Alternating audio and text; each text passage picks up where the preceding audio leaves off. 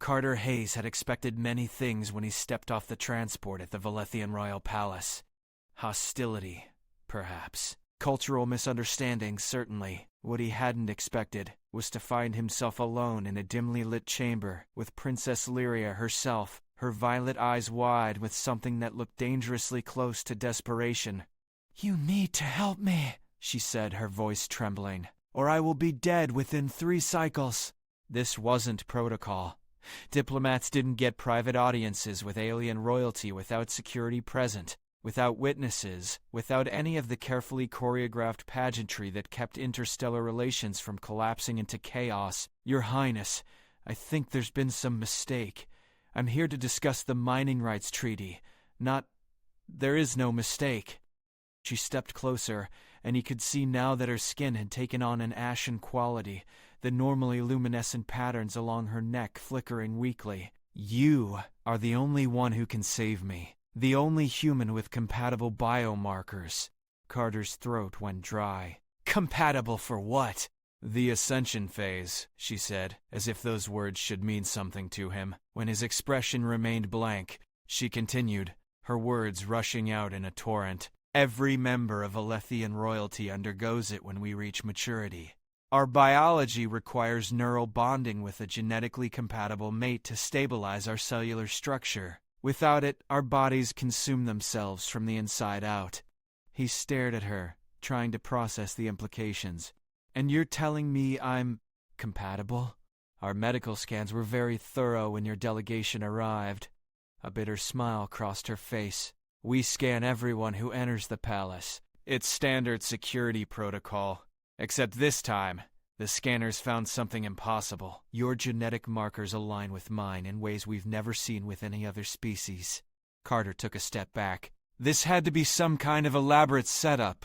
A test, or maybe even a trap. Your Highness, I'm flattered, but I can't possibly. This isn't romance, human." Her voice turned sharp. "This is survival. The ritual doesn't require what you're thinking. It requires synchronized neural patterns, a temporary melding of consciousness to reset my biological systems. If we don't do this, I die. And if I die, Chancellor Vorn takes control of the Velethian Council. Do you know what his first act will be?" Carter knew. Everyone in the diplomatic corps knew. Vorn had made no secret of his belief that humanity was a disease spreading through the galaxy, that Earth's colonies were parasites stealing resources that belonged to older, worthier civilizations. "He'll declare war on the human territories," Carter said quietly. "Millions will die," Lyria confirmed, "on both sides, unless you help me." Before Carter could respond, the chamber doors slid open. 3 figures in elaborate council robes entered, and Carter recognized the lead one immediately. Chancellor Vorn himself, his crest fully extended in what Carter had learned was a display of authority. "Princess Lyria," Vorn said smoothly. "I see you've already informed our guest of your condition." "The human has a right to know what we're asking of him," Lyria replied, her chin lifting defiantly. Vorn's eyes shifted to Carter, cold and calculating. "Indeed. Hayes, I apologize for the irregular nature of this meeting. The princess's illness has been kept classified for obvious political reasons. We couldn't risk our enemies knowing the throne hangs by such a delicate thread." "Then why tell me now?" Carter asked. "Because we're out of options," said one of the other council members, a smaller Velethian with silver markings. "We've tested every compatible Velethian male in the Empire. None match closely enough. The ritual would fail, and the princess would die anyway. You're the first off-world match we've ever discovered." Carter's mind raced. This was beyond his authority, beyond anything in his mission briefing. He needed to contact Earth, needed to consult with his superiors, needed to do anything except make this decision alone in a room full of aliens who might be lying through their teeth. "I need time to think," he said. "We don't have time," Lyria said. Her knees buckled slightly, and she caught herself against a nearby pillar. The luminescent patterns on her skin flickered again, dimmer this time. "The degradation is accelerating."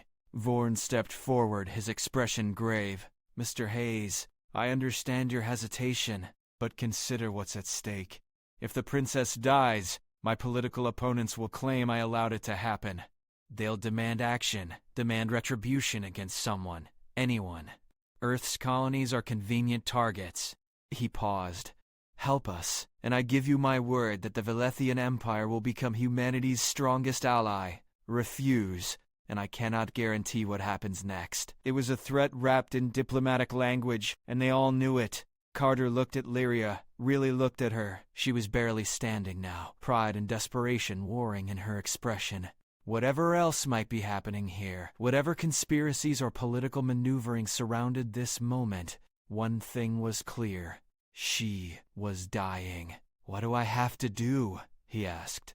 The medical chamber beneath the palace was unlike anything Carter had ever seen. Crystalline structures grew from the walls, pulsing with soft light.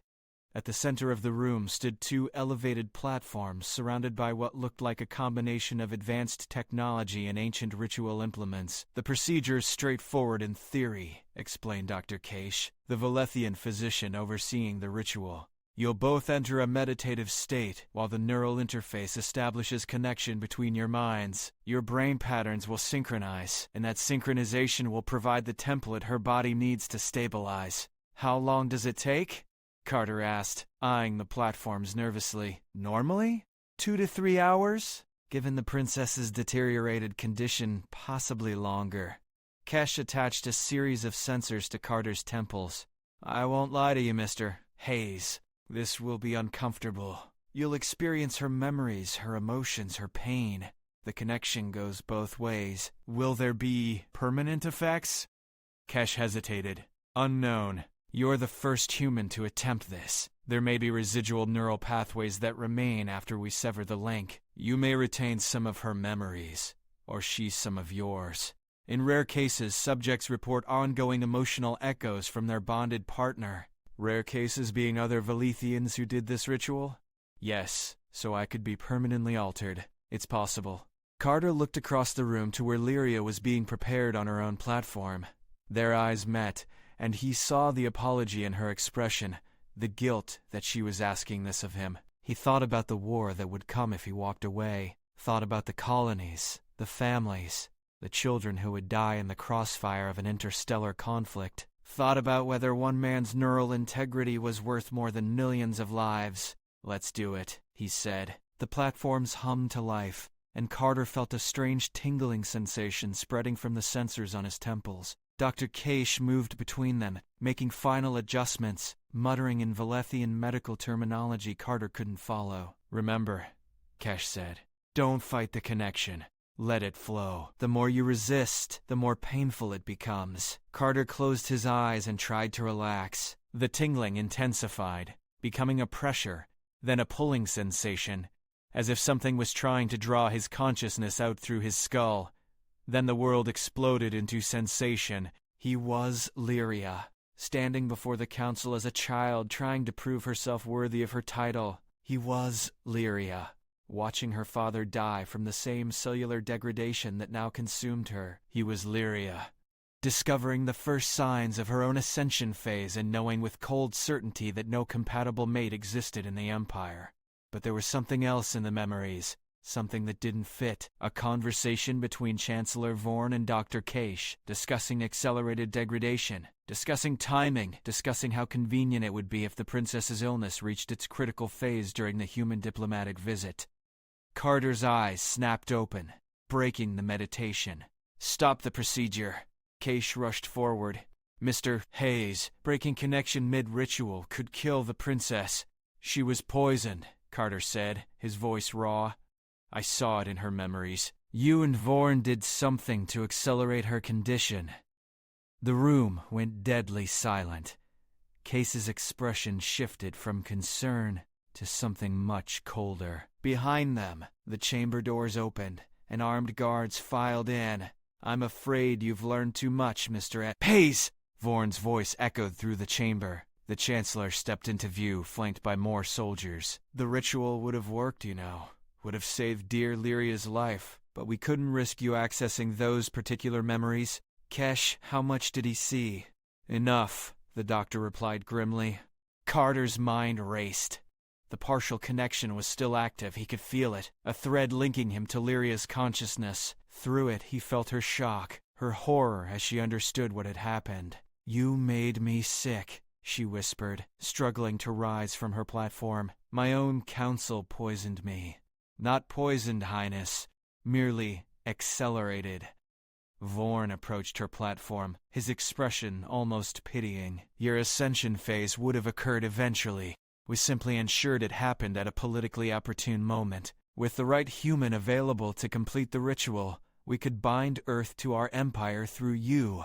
A human-bonded princess would give us leverage over both our own conservative factions and the human colonies. And if Carter had seen the truth during the bonding," Lyria demanded, "then we would have dealt with him quietly, blamed his death on ritual complications, and used your grief to justify action against Earth. Either way, we win."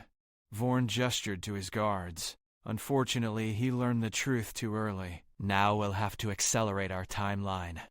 Carter felt the partial bond pulsing in his mind, and through it he accessed something he shouldn't have been able to reach. Velethian tactical networks, defense protocols, classified military intelligence. The bond worked both ways, and his human mind was processing information in ways Lyria's couldn't. He saw the full scope of Vorn's plan, saw the battle fleets already positioned near human colonies, saw the orders, waiting only for Vorn's command to initiate what would look like a defensive response to a human assassination of the Velethian princess. "Lyria," he said urgently through their connection, "can you access my memories the way I'm accessing yours?" Through the bond, he felt her consciousness brush against his, tentative at first, then stronger. Her eyes widened as she saw what he'd discovered. "The Temple of First Ascension," she said aloud. "It's the only place we can complete the ritual now. The ancient neural amplifiers there can finish what we started, even without the medical equipment." "How convenient that you remember your history lessons, Highness," Vorn said. "Unfortunately, you'll never reach the temple. Guards, detain them both." But Carter was already moving. The partial bond had given him access to more than just memories. He felt Lyria's muscle memory, her combat training, her reflexes. His body moved with precision he'd never possessed before, disarming the nearest guard and using the Velethian's own weapon against the others. Lyria rolled off her platform, her movements fluid despite her weakened state. Through their bond, they coordinated without words, moving as one entity in two bodies. Carter provided the tactical analysis his human brain excelled at, while Lyria's knowledge of the palace layout guided their escape. They burst through a service entrance as energy bolts scorched the walls behind them. The palace's underground passages stretched before them, a maze of tunnels that predated the current structure by thousands of years. "This way," Lyria gasped, pulling him down a narrow corridor. "There's a resistance cell loyal to my mother's bloodline, if we can reach them." Pain exploded through the bond as her condition worsened. Carter caught her as she stumbled, feeling her agony as if it were his own. The cellular degradation was accelerating, consuming her from the inside. "How long do you have?" he asked. "Maybe less." She pushed herself upright. "The partial bonding stabilized me temporarily, but breaking the connection before completion has made things worse. We need to reach the temple." They ran through the darkness, guided by the faint bioluminescent fungi growing on the tunnel walls.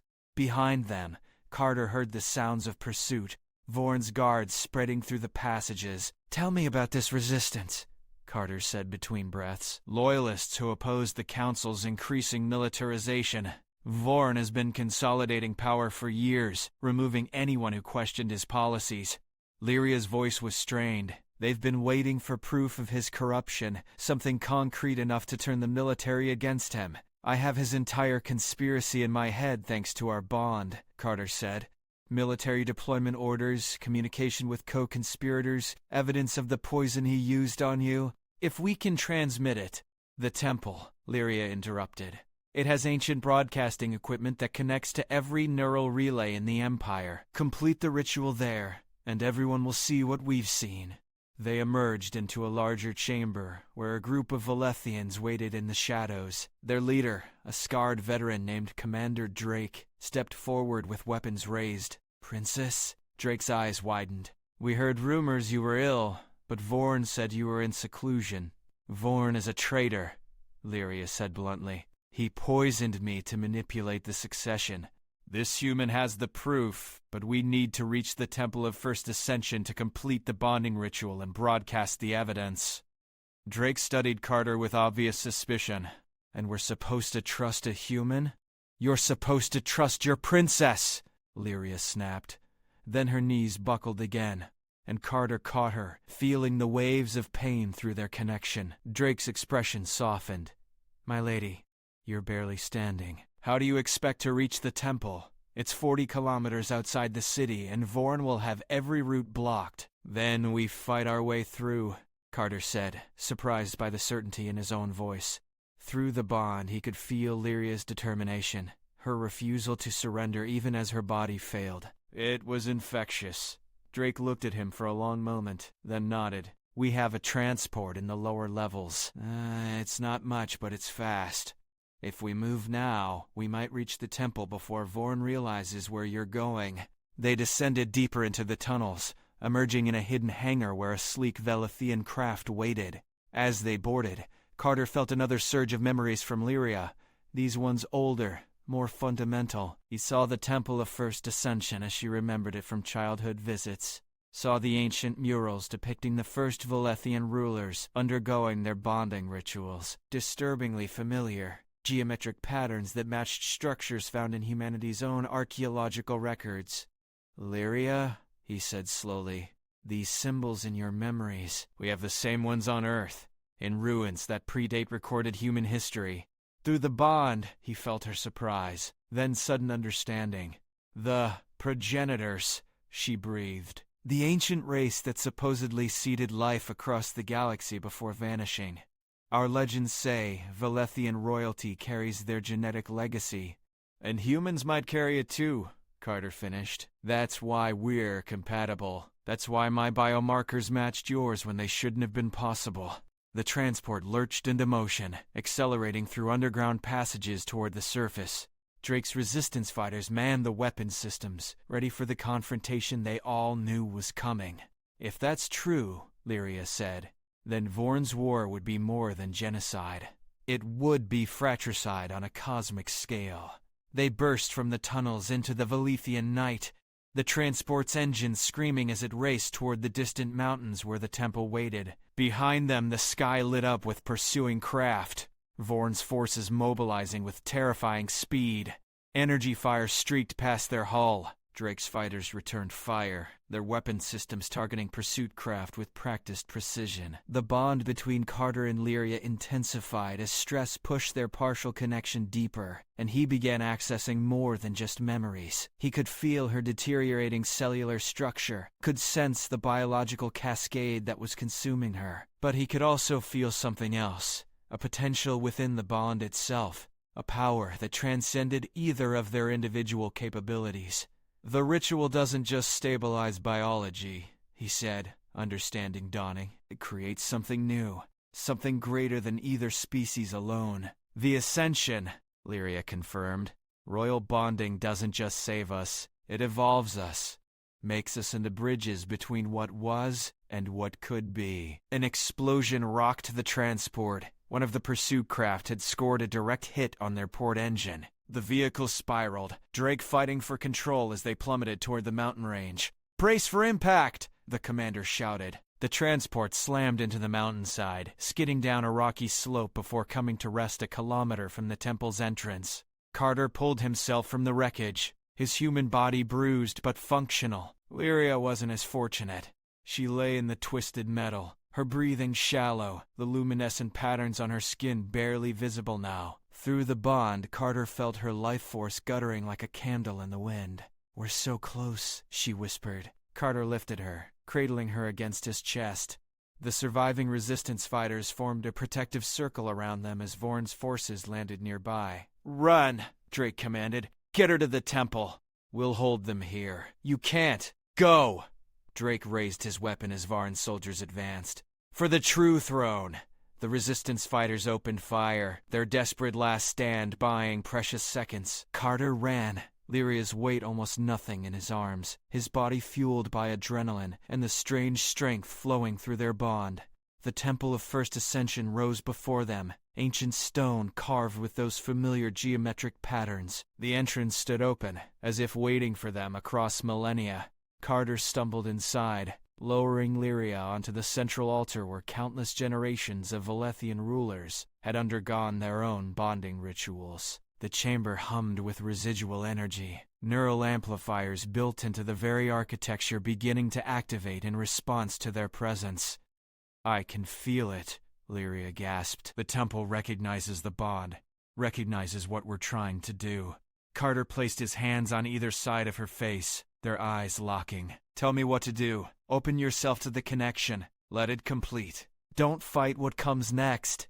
He closed his eyes and surrendered to the bond. The partial connection exploded into full synchronization, and suddenly Carter wasn't just accessing Lyria's memories. He was Lyria, experiencing her entire existence simultaneously with his own. He felt her childhood fears and triumphs, felt her love for her people and her desperation to protect them, felt her terror at what Vorn had done, and her hope that somehow, impossibly, this human stranger could save her. And she felt him, felt his memories of Earth, his own fears and dreams, his determination to prevent the war he knew was coming, felt the fundamental humanity of him, the compassion and stubborn idealism that had made him risk everything for someone he just met. But there was more.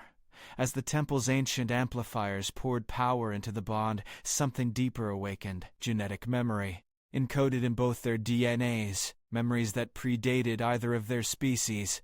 They saw the progenitors, the ancient race that had walked among the stars when both Earth and Velethia were young, saw how they had seeded compatible genetic markers across countless worlds, a grand experiment in directed evolution.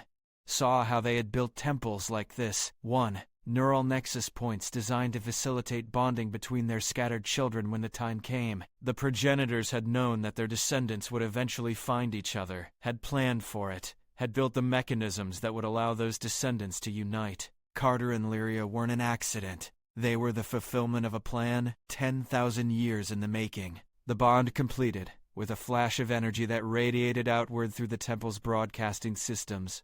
Every neural relay in the Velethian Empire received the transmission simultaneously, carrying not just the evidence of Vorn's conspiracy but the full truth of what Carter and Lyria had discovered. Humans and Velethians weren't separate species. They were branches of the same ancient tree, separated by time and space but fundamentally connected. Carter opened his eyes to find Lyria standing beside him, her cellular structure stabilized, the luminescent patterns on her skin blazing with renewed vitality. But he could feel the changes in himself too. His neural pathways had been permanently altered, enhanced with Velethian capabilities for multi-dimensional thinking and enhanced pattern recognition. The temple doors burst open. Vorn entered with armed soldiers, his expression twisted with rage. "I don't care what you've transmitted. The military answers to me, and I will—" "The military answers to me now," a new voice interrupted. Commander Drake stepped through the entrance, wounded but alive, accompanied by ranks of Velethian soldiers in Royal Guard uniforms. The moment that transmission went out, 3/4 of the fleet declared for Princess Lyria. The others are already in custody. Vorn's face paled as he realized his forces had abandoned him. The evidence of his conspiracy, carried through the bond and amplified by the temple, had been impossible to deny or suppress. "It's over, Chancellor," Lyria said, her voice carrying new authority. "You sought to use my ascension for war. Instead, it has brought revelation." Carter felt their combined consciousness reaching out through the temple's systems, accessing the Empire's communication networks. He spoke, and his words were transmitted across every Velethian world simultaneously. "I am Carter Hayes, human diplomat and bonded mate to Princess Lyria. What we have discovered tonight changes everything. Humans and Velethians share common ancestors, the progenitors who seeded life across the galaxy. We are not enemies. We are family, separated for 10,000 years, but reunited now through this bond." Lyria's voice joined his. "The Ascension ritual was never meant to preserve Velethian purity. It was designed to welcome the progenitors' other children, to create bridges between our scattered peoples. Carter and I are the first of what could be many such unions, each one bringing our civilizations closer together." Through the bond, Carter could sense the reactions spreading across the Empire. Shock, wonder, fear, hope. The revelation was too massive for immediate acceptance, but the undeniable proof carried in the bond's transmission made denial impossible. What happens now? Carter asked quietly, speaking just to Lyria through their private connection. Now we build something new, she replied. A future where humans and Velethians work together instead of preparing for war. Where the progenitor's dream of unity finally becomes reality. Carter looked at Vorn, at Drake, at the assembled guards representing both the old order and the new possibility. He thought about the war that wouldn't happen now, the millions of lives saved by a desperate gamble in an alien medical chamber. He thought about the bond that connected him to Lyria, permanent and profound, making him something more than human but not quite Velethian either. Something new, something the galaxy hadn't seen in 10,000 years. The progenitors left us one gift, Lyria said, her hand finding his. The ability to choose unity over division. To become more together than we could ever be apart.